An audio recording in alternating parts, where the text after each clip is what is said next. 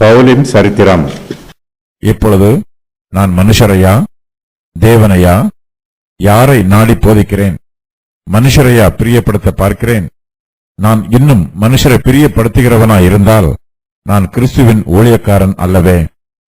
மேலும் சகோதரரே, என்னால் பிரசங்கிக்கப்பட்ட சுவிசேஷம் மனுஷருடைய யோசனையின்படி ஆனதல்ல என்று உங்களுக்கு தெரிவிக்கிறேன்.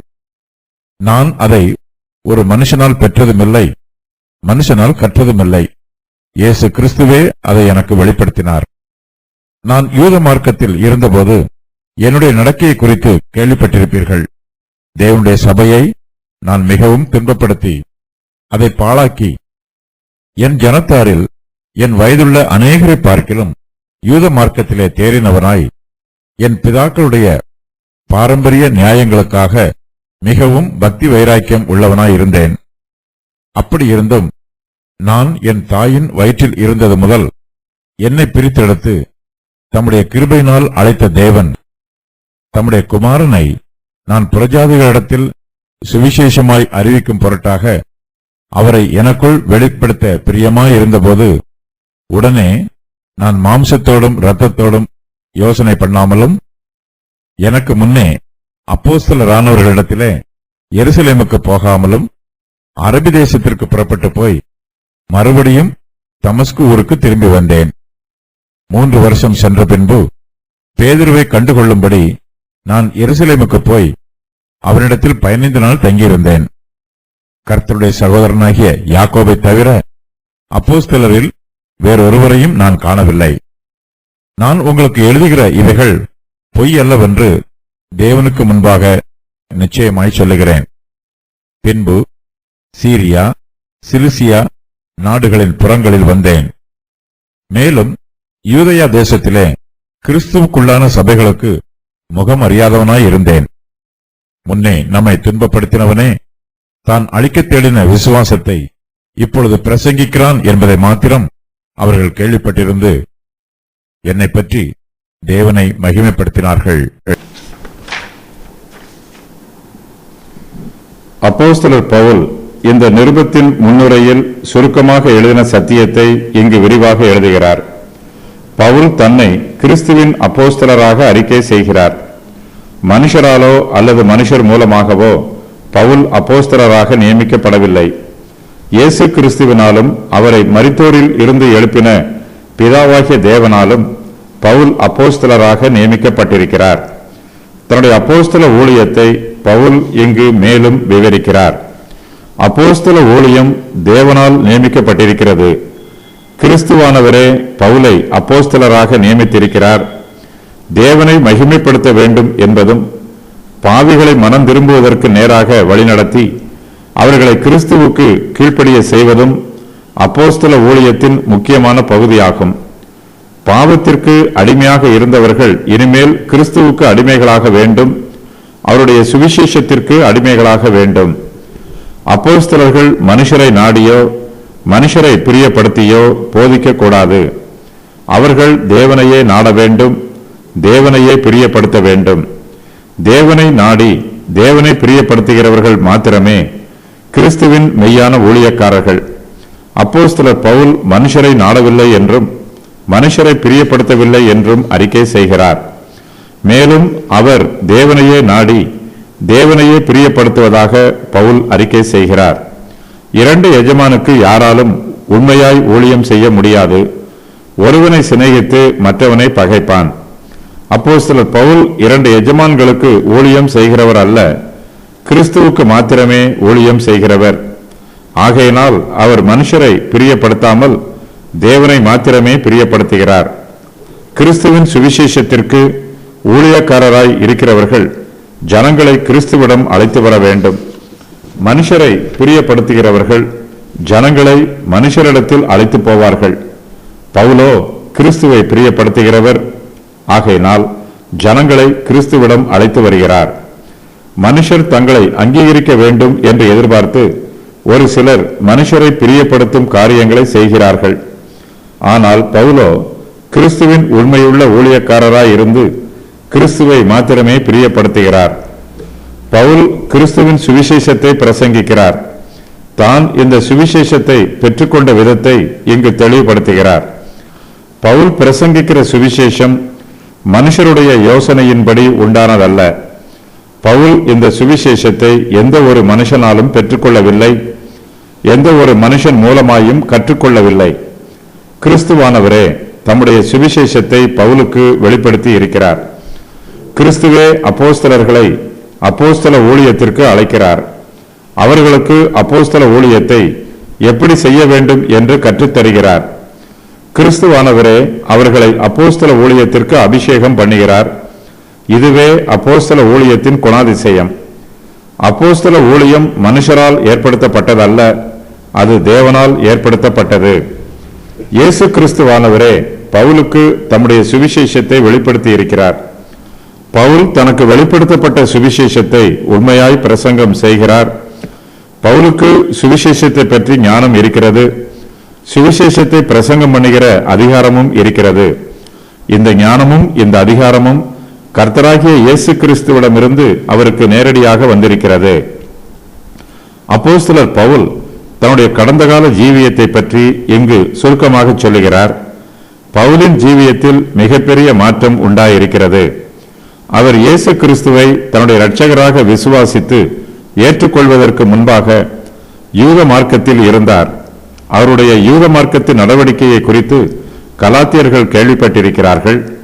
அப்போது பவுல் தேவனுடைய சபையை மிகவும் துன்பப்படுத்தி அதை பாழாக்கினார். யூத மார்க்கத்தில் தேறினவராய் இருந்தார். தன் பிதாக்களின் பாரம்பரிய நியாயங்களுக்காக மிகவும் பக்தி வைராக்கியம் உள்ளவராய் இருந்தார். அப்படி இருந்தவருடைய வாழ்க்கையில் மிகப்பெரிய மாற்றம் உண்டாயிற்று. இந்த மாற்றம் கர்த்தராகிய இயேசு கிறிஸ்துவினால் உண்டாயிற்று. இதுவரையிலும் எந்த உபதேசத்தை பற்றி கொண்டிருந்தாரோ அதற்கு விரோதமாக இப்போது உபதேசம் செய்கிறார். இதுவரையிலும் எந்த உபதேசத்தை வெறுத்தாரோ அந்த உபதேசத்தை இப்போது உண்மையாய் பிரசங்கம் பண்ணுகிறார். கர்த்தருடைய கிருபையினால் அப்போஸ்தலர் பவுல் கிறிஸ்துவை பற்றிய அறிவை பெற்றுக்கொண்டார். அவருடைய கிருபையினால் பவுலுக்கு கிறிஸ்துவில் விசுவாசம் உண்டாயிற்று. தேவனுடைய கிருபையினால் அவரே பவுலை அப்போஸ்தல ஊழியத்திற்கு அழைத்திருக்கிறார். அப்போஸ்தலர்களில் பவுல் மிகவும் விசேஷமானவர். அவருடைய மனமாற்றம் திடீரென்று உண்டாயிற்று. அவருடைய வாழ்க்கையில் ஏற்பட்ட மாற்றம் மிகவும் பெரியது.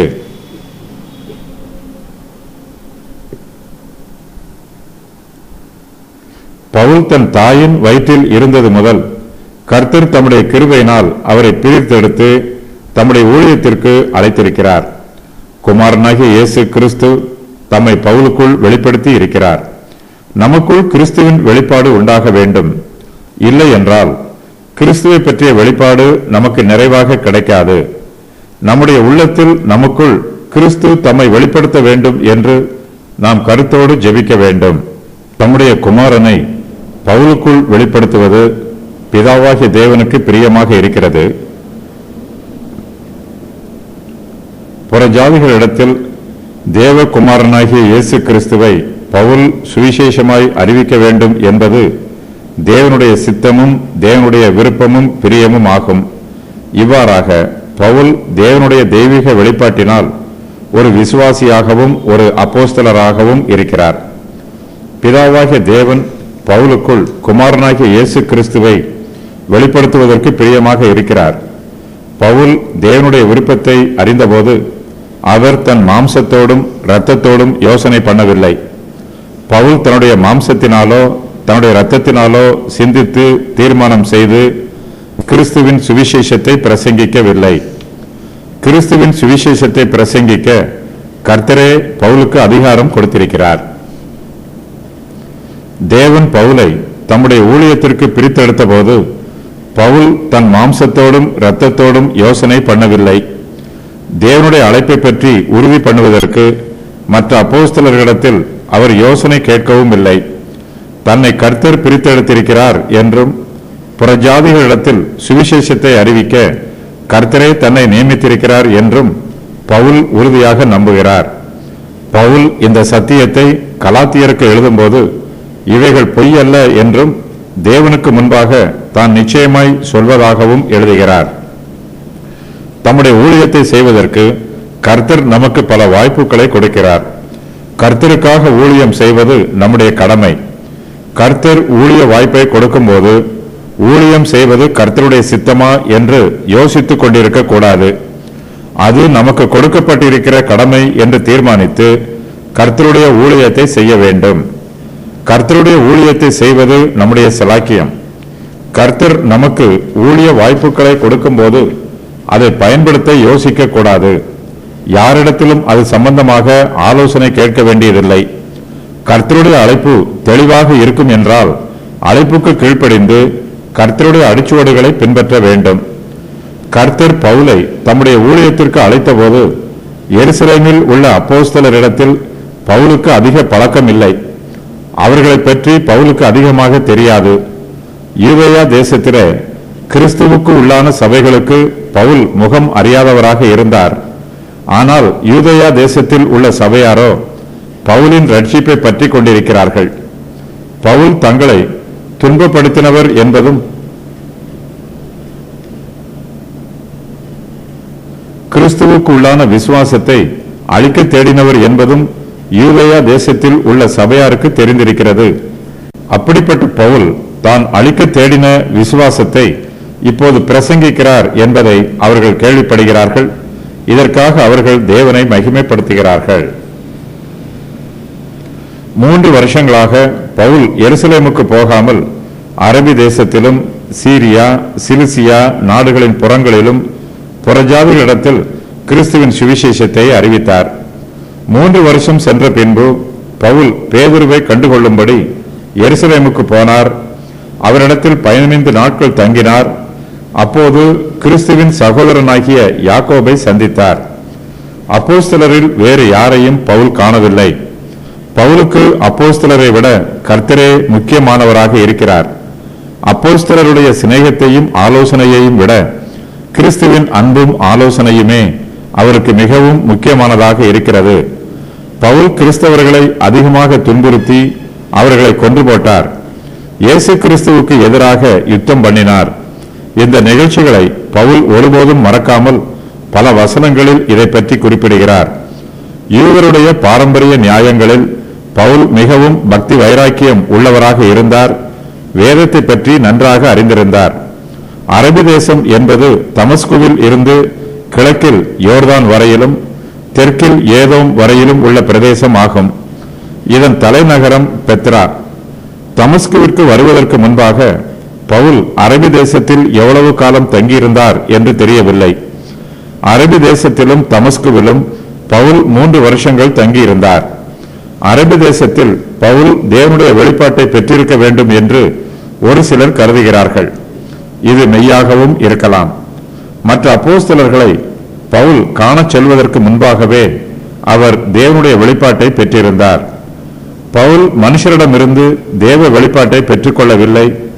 பேதுருவோடு உபதேச காரியங்களை விவாதிக்கும் அளவிற்கு பவுல் தேர்ச்சி பெற்றிருந்தார். பரிசுத்தவான்களை கைது பண்ணுவதற்காக பவுல் எருசலேமை விட்டு புறப்பட்டு சென்றார். அதன் பின்பு தமஸ்குவில் இருந்து தப்பிச் சென்று அரபி தேசத்திற்கு சென்று திரும்பவும் தமஸ்குவிற்கு வந்தார். 3 வருஷங்களுக்கு பின்பு பவுல் எருசலேமுக்கு சென்றார். அதன் பின்பு சீரியா, சிலிசியா ஆகிய நாடுகளின் புறங்களிலே வந்து தர்சீசில் உள்ள தன்னுடைய வீட்டுக்கு வந்தார்.